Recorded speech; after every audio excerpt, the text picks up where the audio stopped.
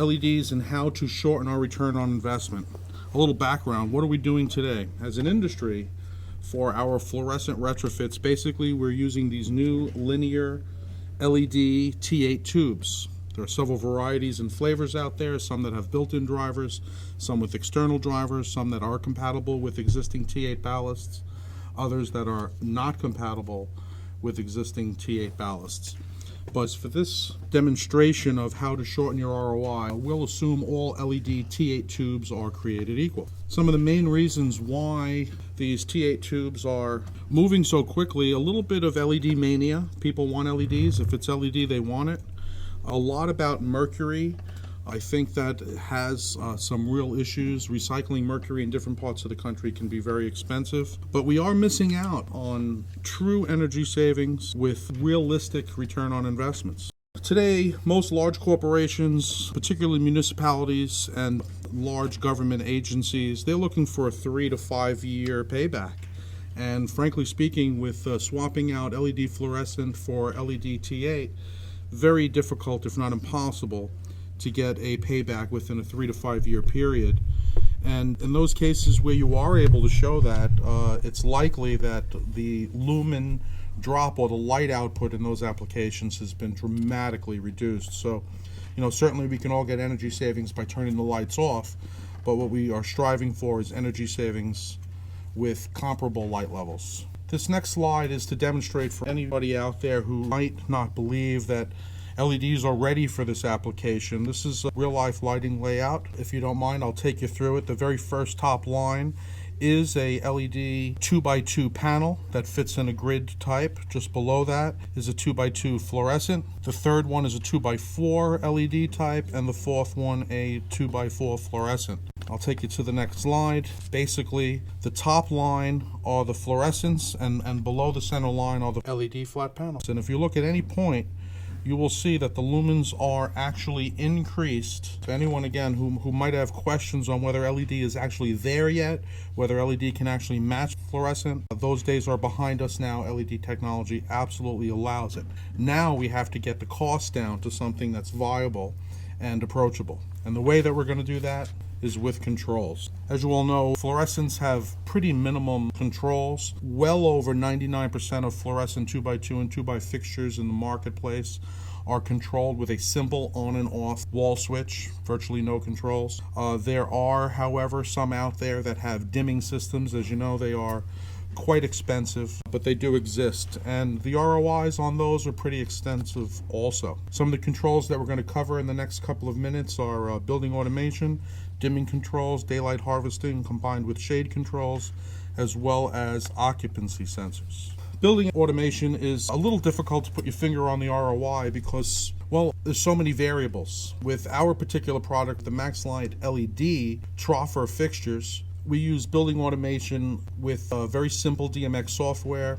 Each fixture is given its own IP address, which is done at the time of installation with a couple of simple dip switches. Each individual unique IP address is like a computer on a network. One can sit down at the master computer and set the light levels for each fixture, the time that that fixture should go on and off, and the like. Dimming, as you know, is a quick way for energy efficiency and shorter ROIs, but one must be careful. The example given here on the slide, if you had as an example, 100-watt fixture that was 1,000 lumens at full light level, well, then it should be at 50 watts, 500 lumens or more. Unfortunately, most of the fixtures in the market that have dimming capabilities become less efficient as you dim them. Using the same example, at 50%, I've seen many that are using 75 watts at the same 500 lumens. So always be careful to understand what the power consumption is at dimmed levels. You might find that there's not any energy saving as you're dimming.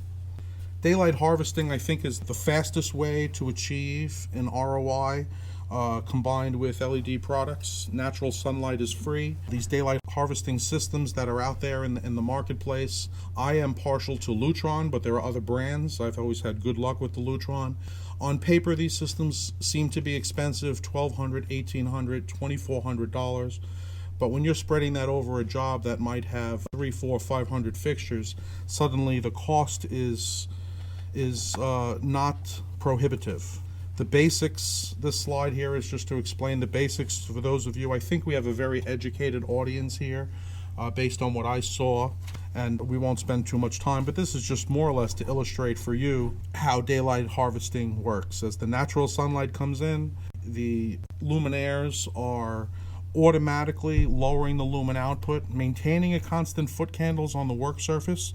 It's just a blend of the natural light and the artificial light. Energy savings that can be realized with daylight harvesting systems. I hope that this graphic illustrates it well for you.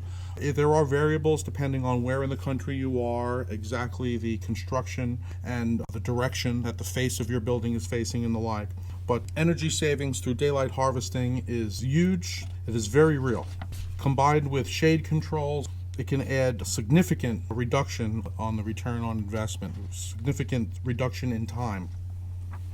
Occupancy sensors, I think we're all familiar with them. Occupancy sensors in general have been used in warehouse applications, parking garages, public areas where there's relatively low foot traffic. We're here to tell you today that occupancy sensors by no means should be limited to those applications.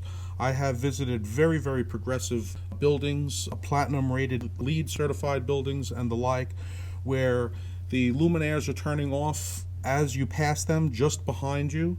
The luminaires are turning on in front of you, maybe 20 feet ahead of you. They're at full light output. 15 feet ahead of you at 75%, and the lights that are just ahead of you are maybe only at 10%. This keeps an equal illumination of foot candles in your view while shutting off any lights that are behind you which don't contribute to your vision at all. So occupancy sensors indoors is coming, and it's coming on strong. A little bit about potential energy savings with your occupancy sensors. Notice open office obviously has a lot less opportunity for savings, but yet there are still some versus, say, a bathroom, which is probably not occupied maybe 90% of the time. So this chart kind of speaks for itself. A little side note one should keep in mind is that hallway applications can have as much savings as restroom areas, as they're not the primary workplace. They're just used to get from one primary workplace to another, and occupancy is generally very low. When you're considering LEDs for your projects and you are going to be using controls to shorten or minimize that return on investment for your customer, some of the things that you should look for.